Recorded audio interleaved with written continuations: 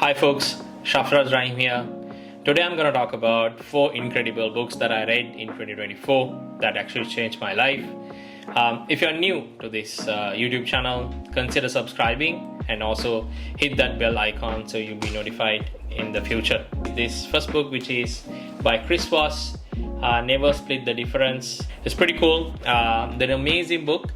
And Chris Voss was a former FBI negotiator. I wanted to improve on my negotiation skills, but I didn't get a chance to do it. But this book actually helped me to save, I would say, hundreds of thousands of dollars this year alone through negotiation.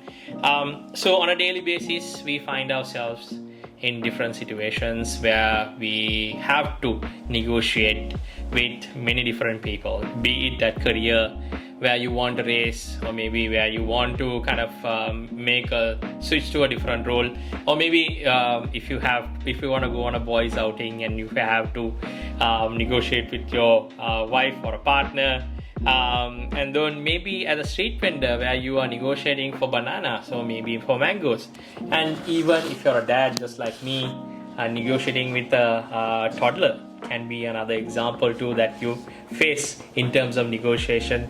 So whatever the situation that is, Chris actually takes up on a really good approach in terms of how you should be looking at this negotiation. For an example, he talks about different strategies. I would say about 8 to 9 strategies in this book, starting from labeling, mirroring, tactical empathy, and then getting to know, which is in contrast with getting to yes. It's a bit different sort of an approach. So a lot of great stuff here. What I really like about this book is that it makes a point and then tells a story to solidify that concept or maybe the theory. So that was like really cool that I found, and very interesting as well in terms of memorizing. And I also love the paper of this book. This is a mass market book, so that means the cost is less, plus it smells good too. So I really love that. It made me want to read more and more of this book. So at the end of this book, Chris actually gives a summary of each tactic that he was explaining about negotiation in this book. And also there's a workbook as well, which is pretty cool if you want to kind of learn about these tactics and then get started implementing those in negotiation. For someone who's not so much into negotiation, you would say yes, okay, whatever, I'll take it. There's an interesting last paragraph that Chris mentioned. So I'm going to leave you with one request, whether it is an office or around family dinner table. Don't avoid honest, clear conflict. It will get you the best car price, the highest salary, and the largest donation. It will also save your marriage, your friendships, and family. One can only be an exceptional negotiator and a great person by both listening and speaking clearly and empathetically, by treating counterparts and oneself with dignity and respect. The most of all, by being honest about what one wants and what one can and cannot do. Every negotiation, every conversation, every moment in life is a series of small conflicts that, managed well, can rise to a creative beauty. So I think if you're someone interested, you should check this out. Amazing book, Never Split the Difference by Chris Voss. So that's the first book. The second book is another amazing book, that is Hit Refresh by Satya Nadella, who is the CEO of Microsoft. Amazing book as well. So Satya is the third CEO of Microsoft, and he has changed over last I would say 10 years of history in Microsoft. He has changed a lot of things. He has made the company a lot more open. If you are someone who is following Microsoft history, it's pretty cool. This particular book starts off by talking about Satya's early life, his education, his background, his mom and dad, how he moved from Hyderabad to Redmond, and also his early career, some of the career opportunities, prospect that he took, etc. Amazing sort of background into how he grew to become the CEO of Microsoft. Pretty amazing. An important part that he highlights is that his background, actually how it helped him to become an empathetic leader who he is now. So this book was written by Satya back in 2017. But when you read this book, you feel that, oh wow, was it something that was published 2 years ago? Because some of these concepts that he's talking about, like for an example, AI, agentic AI, quantum computing, mixed reality, etc. It's pretty amazing. I would say this was meant for like two set of people. This book, one is people who wants to find being an empathetic leader within their organization, bring in empathy so that you would be able to create much more impact in people's life. That's one. The second thing is sort of like a blueprint for the board to know that he's the right person to run the company. In the second chapter of this book, he talks about some of the really important stuff that you and I can relate to in terms of career progression, how he's learned to lead within Microsoft, which is really interesting. He starts off calling out by how he was an individual contributor, and then he also calls out like how he became into leadership, got into leadership positions. He also talks about how the Indian origin people had a dilemma of, okay, is it possible for us to become a VP one day? So it was there back in Microsoft, and then I think Satya, and then there was another person who became VP. So that gave hope for the Indian origin folks too, that hey, there's future for us as well in this company. A quote that I wanted to highlight is that Satya calls out this particular quote, which says, "It is impossible to be an empathetic leader sitting in an office behind the computer screen all day. An empathetic leader needs to be out in the world, meeting people where they live and seeing how the technology we create affects their daily activities." This actually happens to be very true. If you're following Satya, you would see he does a lot of travels into different parts of the world. He also encourages his leadership to go and travel and meet people and then to learn from them, be it your employees, be it external parties. That's amazing. So I think this particular value every leader can inculcate into themselves rather than being behind the scene, or maybe being behind a computer. Be there, out there, talk to people, then bring in that sort of insight into the company actually helps for you to grow in your organization and business as well. Apart from that, in this book, what I took away is that the priorities or the mental model that Satya talks about as well. Satya talks about since the start of his career, he had some prioritizations, starting off with employees, going to customers, products, and then partners. And he also adds in governments and then communities, because when you look at a business to run, successful to run, it's very important to think about all these elements in this mental model. And I really love that he started off by thinking about employees first. If you're someone in your career trying to find your voice, trying to find lead a team, etc., I think this mental model really helps. And very important part is this particular book, all proceeds of in this particular book goes to a cause called A Cloud for Global Good initiative.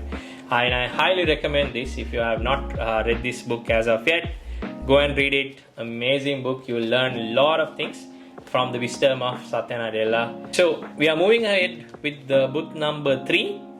That is one of my favorites, Working Backwards. So Working Backwards was sitting on my desk for about 3 years, when I joined Amazon, my wife gifted this to me.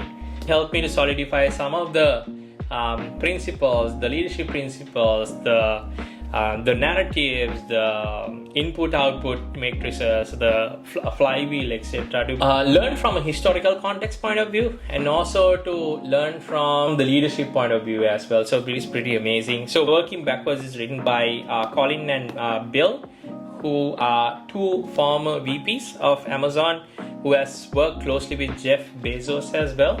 So that's amazing. So that means they bring in a lot of insights from the source itself. So amazing book if you are interested to learn about the peculiar culture of Amazon, and then the stuff that Amazon has done over past of years, world first type of work that they have done over past years as well. So some of the things I think that solidified me as personally who's a current employee at Amazon is that first one, I would say the leadership principles. It's actually deep dives into the leadership principles, how those are started off, why those are important.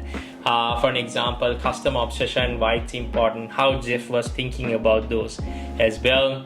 And then it talks about history of starting Amazon. It also talks about the 6-page narratives that we write. If you're someone new to this concept of 6-page narrative, so at Amazon we write 6 pages. I have written some of myself. It takes a lot of time to write a 6-page narrative, because it's just not writing, it's about research you need to do, and you need to talk to a lot of people, thinking behind the 6-page narrative. And then it also talks about the steps that you need to take as well. So that's one thing. In one of the interviews that Jeff did with Lex Friedman pretty recently, he talks about the 6-page memo, or the concept that we have at Amazon actually helps to reach you to the truth as close as possible.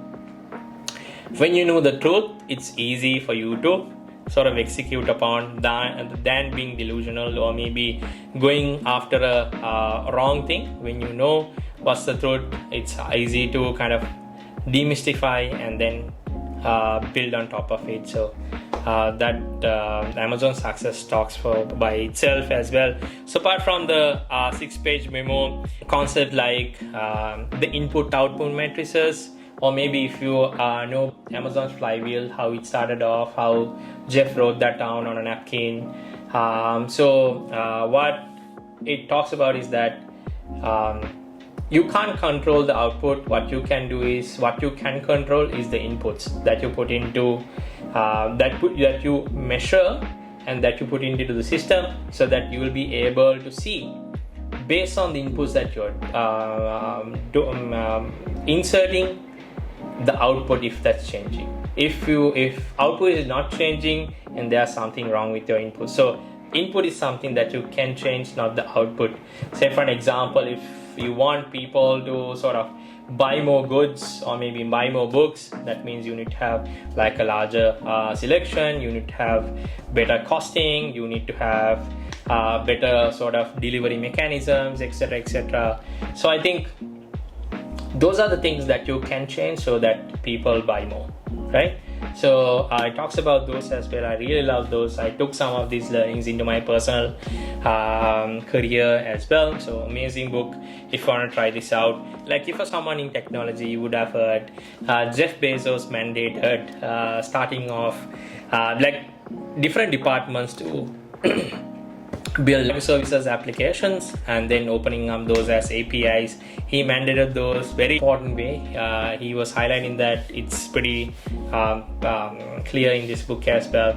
So overall, this is an amazing book. If you want to learn about the peculiar culture, the stuff that we have at Amazon, I think this is a very good book that you should read. And then final book is one that I finished reading very recently, is Deep Work by Cal Newport. Immediate quick one that I want to read because it talks about doing some really important work at your workplace that brings in a lot of value. So in this Deep Work, Cal talks about two different types of work that we do. Shallow work is non-cognitively demanding, logistical tasks often performed while distracted. These efforts tend to not create much new value in the world and are easy to replicate. Deep work is professional activities performed in a state of distraction-free concentration that push your cognitive capabilities to their limits. These efforts create new value, improve your skill, and hard to replicate. I think deep work is an important part that we need to inculcate into our professional lives, into our careers as well. So in this book, Cal has divided this book into two parts. First part where he talks about why deep work is important by bringing in some of the stories from well-known professionals, academia, writers. So he brings a lot of great stories in this book. And also in this second part of the book, he talks about some of the tactics that you can immediately implement deep work at your work, in your personal life, etc. as well. So in the second part, which is implementing deep work, he was talking about four actually tactics, or maybe four approaches that one could look at. The first approach is monastic approach, which is complete shutdown from the world. You be inside your own sort of like a cave of sorts, or maybe like a sort of a building which no distraction, no emails, no one can reach to you. You take off that time and you finish off a deep work, and then you return back to the normal world. So that's sort of monastic approach. He also talks about the second approach, which is bimodal approach. Bimodal approach is basically you have dedicated times in your year where you do some deep work. For an example, you'll be writing a book, or maybe writing a software, or maybe some type of a deep work that you feel that will bring your career success. You block off that time, and then during that time no one can come and contact you. You're uncontactable. You finish that work and then you return back. This is actually different from monastic approach, because monastic approach, it happens for a longer period of time. This bimodal approach is actually within a calendar year. You have blocked off times that you're not available, and the rest of the times you spend on shallow work, or maybe meeting up people, getting some of these other things done. So that's the second approach. Third one is the rhythmic or the chain approach. To explain this, the best example that I can give you is the time blocking, which has become sort of like a pretty common, pretty trendy topic these days. Time blocking is sort of a tactic that a lot of people use, and people talk about it. Tim Ferriss talks about it. Cal himself talks about it, time blocking. So time blocking is basically how can you incorporate deep work within your daily schedules. So for an example, now you start off the day by say 6 o'clock, and then you work until like maybe about 5-6. Within that time you have different blocks that you have allocated to finish off some deep work, so that you reach your goals towards the end, maybe writing a book, writing an article, or maybe writing a software, whatever that is the deep work that will help you to grow in your career. At the same time, these time blocks actually can be used to schedule some of the shallow work as well.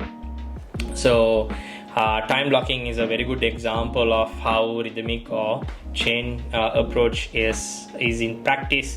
And the final approach that he talks about is the journalistic approach. So in order to explain this, Cal brings up Walt Isaacson, who is a very popular journalist who wrote some of the biographies, well-known biographies of Steve Jobs, Einstein, and a couple of others as well. I think in his book Innovators, Isaacson was methodical.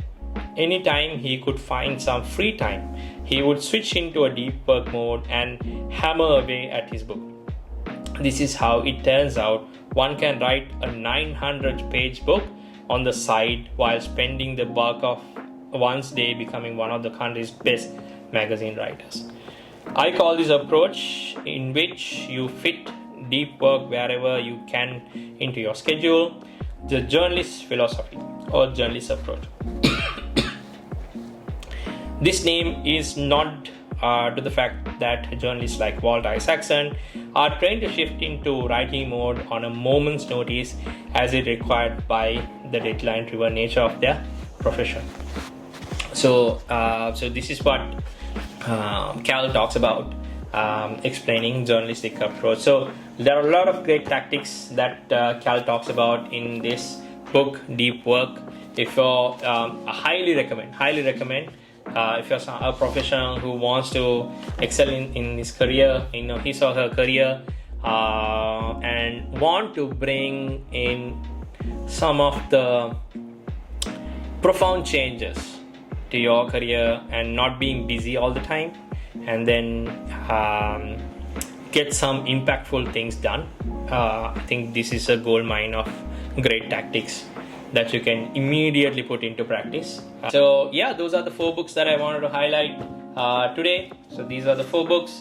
Never split the difference, hit refresh, working backwards, and deep work. So those are the folks that actually incredibly helped me to make some profound changes in my life. Hopefully I'll read some more interesting books in 2025. If you like this video, give it a thumbs up, and also consider subscribing, share with your friends who will be benefited by watching this video, and I'll see you in the next one. Cheers. Bye bye.